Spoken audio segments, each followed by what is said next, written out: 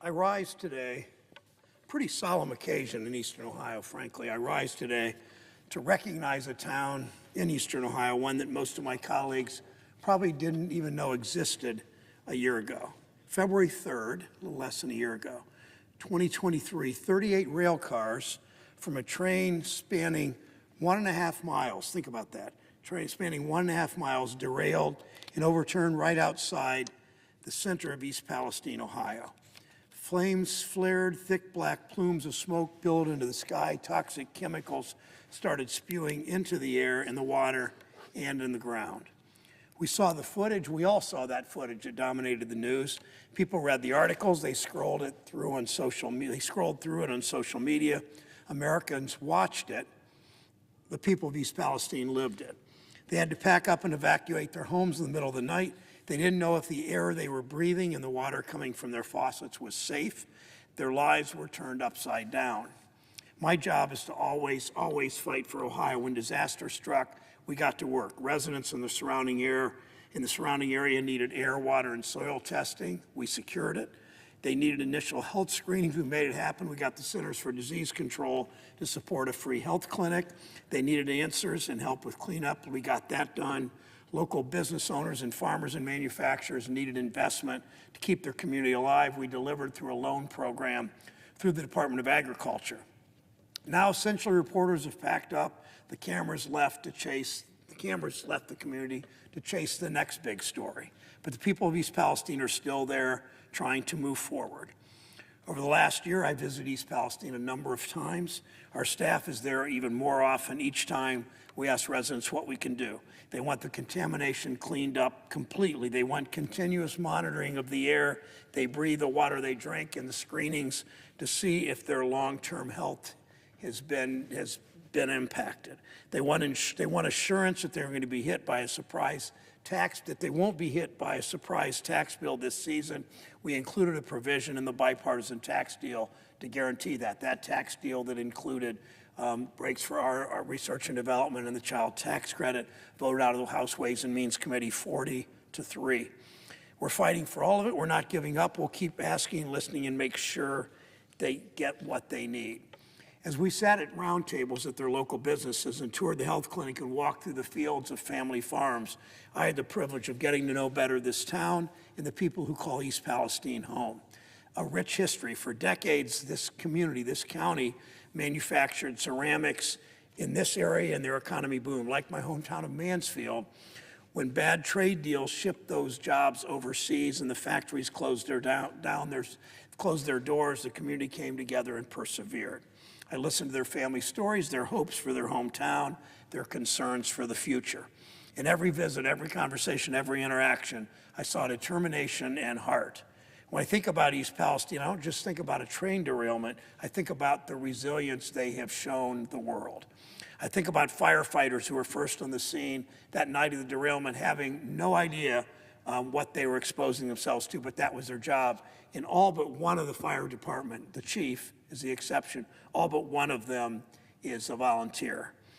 They've returned to work every day, despite what they found, to serve their community. I think about the parents who fought to make sure the town will still be their home and where their families feel safe. I think about the business owners and farmers and manufacturers working to resume pre-derailment operations. And I know that I have no doubt they will. People of East Palestine want the support and the compensation they are owed. They do not want this derailment to define them. I don't want that either. I don't want any other community in Ohio around the country to have to deal with a disaster like this ever again. Make no mistake, the derailment was preventable. The train barreled past sensors that raised the alarm, but Norfolk Southern didn't tell the crew to stop. Norfolk Southern laid off a third of their workers in the last decade. Now they're trying to take even more crew members off trains that can be miles long and carrying dangerous chemicals. Understand, in the 10 years leading up to this, a third of the Norfolk Southern workers were laid off, stock buybacks, big dividends for the executives, and look what happened with public safety. Companies no rush safety inspections that could help spare communities from disaster. Paints a picture of a company culture obsessed with profits at the expense of safety in the communities their trains pass through. It's a Wall Street business model. Cut costs to boost your stock price, cash out millions in executive bonuses, dole out eye-popping stock buybacks. The people of East Palestine be damned. We aren't letting Norfolk Southern get away with it again. We aren't going to let them dismiss another vibrant heartland town as collateral damage. We've got to make sure it doesn't happen again. 1 month after the derailment, Senator Vance and I teamed up to introduce the Bipartisan Railway Safety Act to hold big rail companies accountable and to stop a disaster like this from ever happening again. I spent last year advocating for rail safety across Ohio in cities and towns that have had train derailments. It's not just East Palestine. It's Steubenville, it's Ravenna, it's Sandusky, it's Springfield, it's Massillon. More Norfolk Southern derailments within a year of the East Palestine crash. Each one of these communities is another reason why we must get this common sense bill across the finish line and hold Norfolk Southern accountable. After derailments in Sandusky and Springfield, Norfolk Southern refused to pay what they owe. When local leaders came to us, we demanded they make their payments, and finally, of course, reluctantly, because it affected their bottom line, they did. That's how I approach this job. I listen to the people we serve. Here's my message to the people of East Palestine and every single Ohioan, from Cincinnati to Ashtabula, from Toledo to Athens and everywhere in between. I will continue to fight for Ohio every single time. When disaster strikes, we show up. We find ways to make sure every community gets what they need. We fight to make sure these tragedies never happen again. I've told the people of East Palestine, I keep telling them that. I'm there for the long haul. I can't count the number of times that people said, well, nobody will come back once the cameras leave. Well, the cameras have mostly left. I've been there 8 times. I'll continue to be there. I'll continue to fight for the people of Columbiana County. I'll always fight to hold Norfolk Southern accountable. I will always fight to make our railways safer. Thanks, Mr. President. We have an opportunity. We have an opportunity to come together to cut taxes for American families. In my state, the families of more than 500,000 children, and to cut taxes for American manufacturers. The deal negotiated by Finance Chair Wyden, a Democrat, in the Senate, and Ways and Means Chair Smith in the House, a Republican, along with his colleagues of both parties, has overwhelming bipartisan support. It passed the committee in the House 40-3. It passed on the Senate floor, on the House floor, with 357 votes. When, Mr. President, does that happen here? It's how Congress is supposed to work. We talk with the people whom we serve, we hear their concerns, and we act. Families are dealing with costs that are far too high because corporations continue to raise prices to pay for executive bonuses and stock buybacks and higher profit margin. You know, when I often think of this, because I hear when my wife and I are at the grocery store near our church in Brecksville, when I'm out talking to people at a round table or just at an airport, people will talk about high food prices. And one of the reasons, the biggest reason, when people go to the grocery store, they realize they're paying for stock buybacks and executive bonuses. The American manufacturers have been telling us they can't compete with countries like China without more investment in research and development, but expiring provisions mean the tax code isn't rewarding the kind of investment that it should. And I heard in Ohio from people in East Palestine, I'm going for, I believe, the 9th time there next week, worried that this is the place, the community in Ohio and the Pennsylvania border in eastern Ohio, where the Norfolk Southern train derailed, causing all kinds of hardship for people. But people in East Palestine are worried, they tell me, that they could be hit by a surprise tax bill for the payments they rightly received from Norfolk Southern after the derailment last year. It's unacceptable. People of East Palestine have endured enough. So we came together to write a bipartisan consensus bill that does all of those things. At a time when Washington seems pretty broken, we have an opportunity to come together and show the American people we can get things done. We can cut their taxes, we can support their businesses, we can help keep intellectual property in this country, we can help create jobs, we can help families. The expansion of the child tax credit will help Ohio working families keep up with rising costs, including all the extra expenses that come with raising kids. It has broad support, everyone from the nuns on the bus to the National Association of Evangelical Support support expanding the child tax credit. I know the presiding officer, the junior senator from Arizona, and I have talked about how important the child tax credit is. It supports work. The nonpartisan scorekeepers at the Joint Committee on Taxation confirmed that this bill won't reduce work. When I hear from Ohio parents, the number one thing they say they use their tax cut for is child care so they can work. We know how expensive child care is. Also, when we passed this child tax credit, it's called, but this tax cut for working families where 90% of children, 2 million, the families of 2 million children in my state benefited from it. We passed it 3 or 4 years ago and it expired, unfortunately, but I got letters from families all the time saying, you know, now my daughter can play soccer and we can afford the school fees. Now my son can be in a school play and afford fees. Now we can maybe go to a movie once a month. All the kinds of things that families living on the edge or families not quite living on the edge contend with, it gives them that. It's a key, and it's key for Ohio manufacturers that invest in research and innovation. It's expensive, it's vital for keeping up with global competitors. These tax credits will allow Ohio companies to compete. Last month I did a news conference with two longtime friends of mine, two former Ohio Republican congressmen, Steve Stivers and Pat Tiberi, both represented Central Ohio districts. Stivers is now president and CEO of the Ohio Chamber of Commerce. Tiberi is now president and CEO of the Ohio Business Roundtable. They both talked about how crucial these tax cuts are for Ohio businesses. They're a major priority for American companies, as my Republican colleagues in the Senate have made clear to us all year. It's why Chairman Wyden and many of us work with Republicans to write a bill that's a win-win for everybody. It's a true bipartisan process from the start. It includes ideas that have support from both parties. Take the look-back provision of the child tax credit, allowing parents to use the previous year's income to make sure they get the maximum possible tax cut.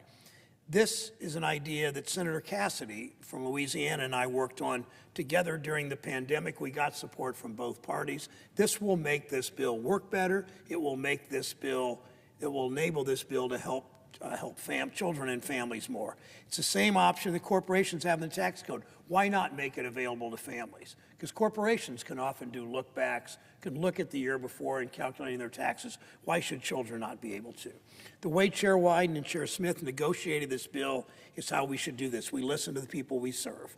I know that Chair Wyden spoke with a number of Republicans, members of the Finance Committee. He spoke with me often during this process as we worked on both the R&D tax credit and the child tax credit. I know that Chair Smith worked with members of both parties on his committee. That's why he passed it out of his committee 40-3. Imagine 40-3 on a tax bill in a Congress that has difficulty getting to consensus and getting things done. We made sure members of both parties were in the room in these negotiations or in the room in terms of having discussions. We got something done that brought people together. It supports families, it supports businesses, it includes priorities of both parties, it supports work, it supports American innovation. It won't add to the deficit. It's paid for by cracking down on fraud. No reason not to pass this deal immediately. Again, 357 votes in the House, overwhelming bipartisan support in the committee, then in the House. There's no reason to wait other than playing politics. We see it far too often here. We need to move. Tax season's underway. Families and businesses need these tax cuts now. Why would we walk away from a bipartisan bill that we could pass today if members would put aside egos and politics and all that too often gets in the way? Let's come together, Mr. President, to cut taxes for working families and cut taxes for Ohio manufacturers. I note the absence of a quorum. The clerk will call the roll.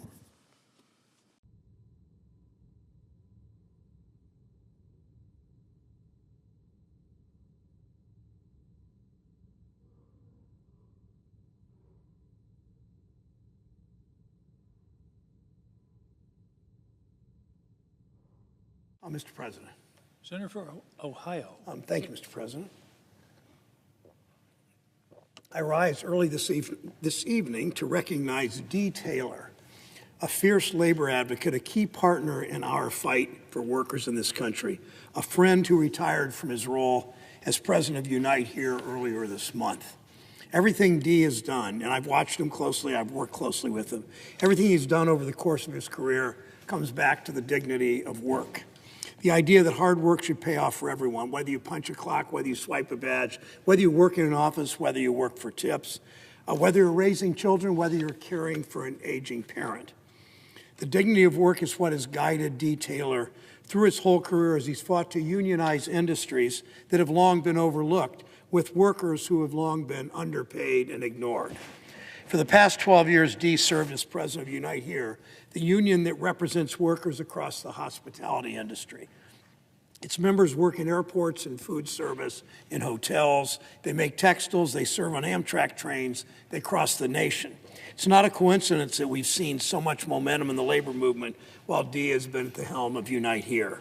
So often, where we've seen unprecedented union growth, Dee and his members have been on the front lines organizing, invigorating, calling for change. This generation, this youngest generation now, is quantifiably is certainly the most pro-labor generation of our lifetimes. Under Dee, Unite Here has become one of the fastest growing trade unions in the country. Despite a pandemic that devastated workers in hospitality, Dee has actually expanded Unite Here.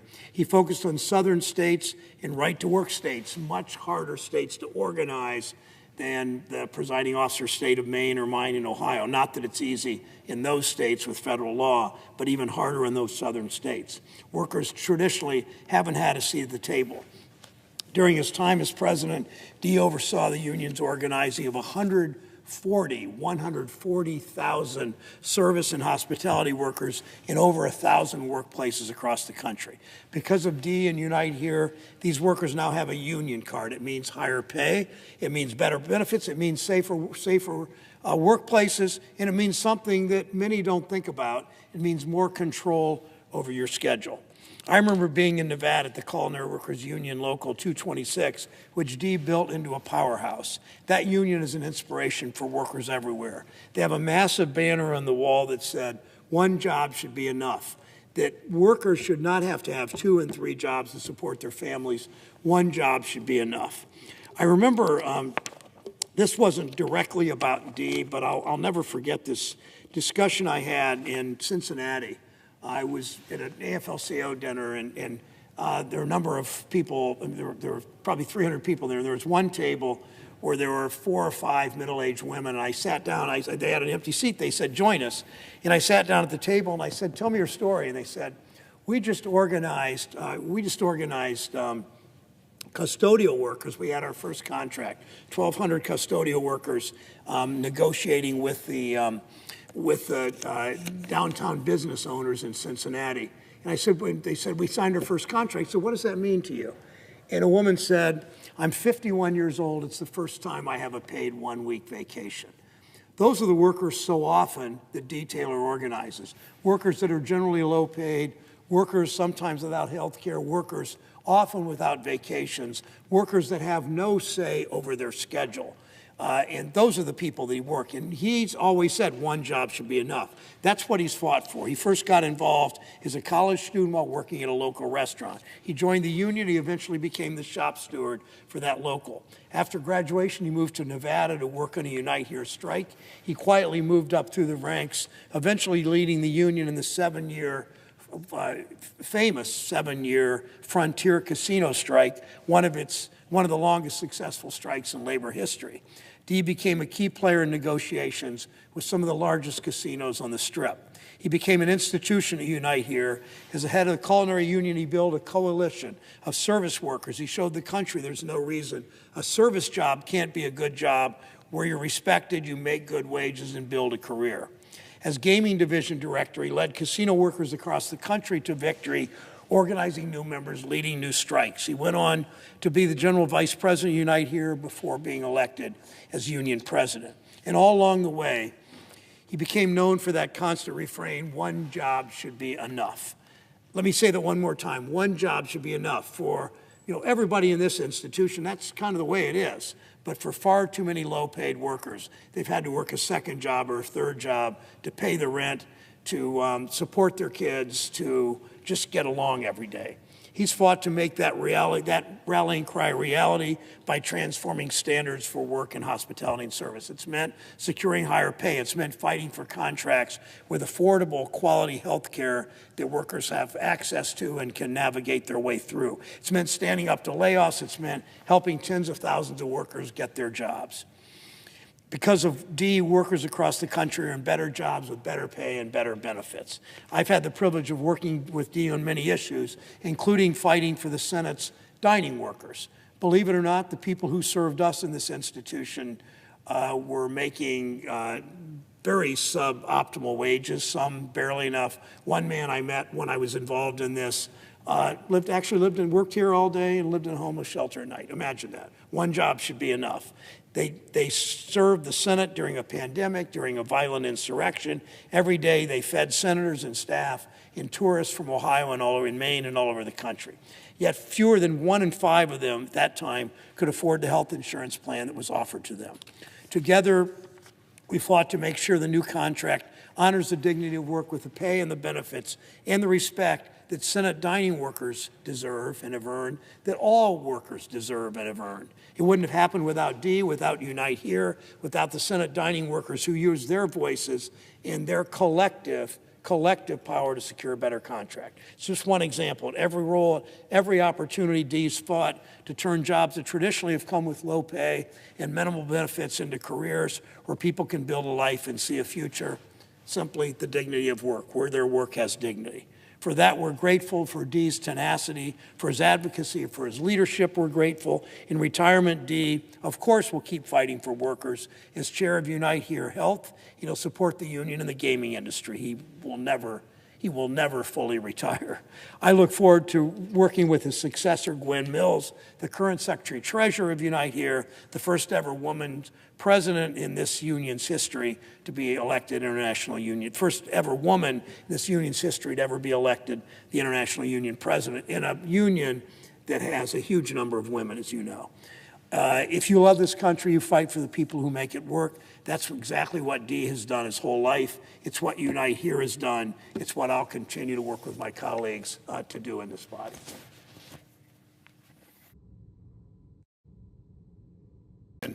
Mr. President, Senator Brown. Mr. President, thank you. And I particularly appreciate the moral leadership of Senator Casey. And as Senator Wyden just said, first question is, how does this affect family? How does this affect children? He knows it from his experience, and he knows it from as he travels the state of Pennsylvania from Philadelphia to the Ohio border. He talks to a lot of families and children and sees what this means. So, Senator Casey, thank you. It seems like listening to my colleagues, Senator Cantwell and Senator Casey and Chairman Wyden, that everybody not in D.C. is for this bill. It's a bunch of insiders here in this city. It's people who, it's interest groups that are always looking for a handout. As Senator Casey said, so many of these interest groups get great tax advantages for themselves and maybe a few crumbs for others. And the interest groups that are always looking for tax cuts for the rich and for their large corporate interests, frankly, have too much influence in this body. And fortunately, in the House of Representatives, they overcame that and they passed this bill with 357 votes. But this ought to pass close to unanimously here because it really is helpful. It helps business, it helps families, but it's still a struggle, and it should be easy. I remember sitting on the floor March 6th, 2021. And I remember voting on this bill, and it was on a bigger bill, but it had the child tax credit that Senator Wyden and others had helped to write. And Senator Bennett played a big role, a couple of newcomers. Senator Warnock played a role. Senator Booker also played a role, was not a newcomer. Senator Warnock had just been sworn in a couple months earlier. And I just remember, I said to Senator Casey, who sits next to me, as he just said, I remember saying to him, this is the best day of my career, because we were about to pass the expanded child tax credit. And I knew what it meant. Most of us knew what it meant. It passed 51-50. Unfortunately, for reasons I still don't entirely understand, it was a partisan vote. The presiding officer, the vice president, came in and broke the tie. Passed 51-50. So immediately after this passed, the president signed it soon after. I called Secretary Yellen, the Secretary of the Treasury. I said, we've got to get this up and running. By July, checks went out to the families of 2 million children in Ohio. The checks went out to the families of 60 million children around the country. And as Senator Casey said, the child poverty rate dropped almost in half by September. Think about that. But then that tax break expired for reasons I won't go into here. But it tells you, but I hear these numbers. I hear people say, the child poverty tax rate dropped by 50%. I hear people say that, as Senator Casey said, that it means people can afford school fees for their kids. It means daycare is more available, good quality daycare. It's a lot of statistics, and that's really important, these 60 million children and 2 million in my state. But it's the individual stories we hear from families where, we got, after we passed this, people saw what it meant. We got letters, I got letters from Ashtabula to Cincinnati to Toledo to Gallipolis to Athens to Lima, Ohio, about what it meant to their individual families. From mothers, probably more mothers than fathers, but mothers and fathers, what it meant to these families, how they just had a burden lift. And it wasn't just the lowest income families, it was families that are, they're solidly middle class, even that are upper middle class, that could just do a few more things for their children. So the question is, how do you put a price on this, as Senator Casey said? How do you put a price on doing this when it made such a difference? So let me talk a little more about the bill, if I could. We had something called the look-back provision, allowing parents to use the previous year's income to make sure they get the maximum possible tax cut. Senator Kennedy, a Republican from Louisiana, and I worked together on this. It's the same options, interestingly, it's the same options that corporations have in the tax code, that they're allowed to look back to reduce their taxes, but we weren't going to do that for families. I mean, that's the illness in this place. That's the sickness of Washington. It's why, it's why people, frankly, why they hate Washington. It's that we treat these big corporate interests not even the same as we're really asking, maybe we ought to treat kids the same as we treat corporate interests, because we treat corporate interests with kid gloves and giving them always too much, and kids don't get enough, families don't get enough. So it's important that we pass this. It's going to matter. We come back next year and we do it in a bigger way, the way we did last year. It's also got some provisions that are a major priority for American companies. And I want to encourage companies that will produce in the United States, that will do their research and development here, that will keep the intellectual property in the United States. I mean, I had a meeting once at the White House. Senator Wyden was there. It was soon after, I think probably Senator Bennett was there at this meeting. It happened when President Trump was considering what we were going to do with the major tax bill. And we had a bill called the Patriot Corporation Act. It said simply this, and I had the bill in my hand. It simply said, if an American company pays good wages and provides good health care and provides a retirement, that they would get a lower tax rate. But if this company didn't pay good wages, so workers got food stamps, and workers got Medicaid, and workers got housing breaks, if the company wasn't paying good enough wages, the taxpayers had to step up, they paid a lower rate. In other words, if companies do the right thing, we ought to give them tax breaks. If companies treat their employees and undermine the dignity of work, we shouldn't. I mean, it's really pretty simple. This bill does it right. It's a bill with good bipartisan support in the House, passed with 357 votes, thanks to the very adept negotiating skills of both Chairman Wyden, the Finance Committee in the Senate, Chairman Smith, the Ways and Means Committee in the House, one Republican, one Democrat. We got 169 Republicans, 100 Democrats, 188 Democrats. It's our work, and this shouldn't be about politics, should be about the people whom we serve. You fight for you fight for people in this country who make this country work. We should come together and cut taxes for working families. We should cut taxes for companies that want to do production and intellectual property in this country. I yield the floor.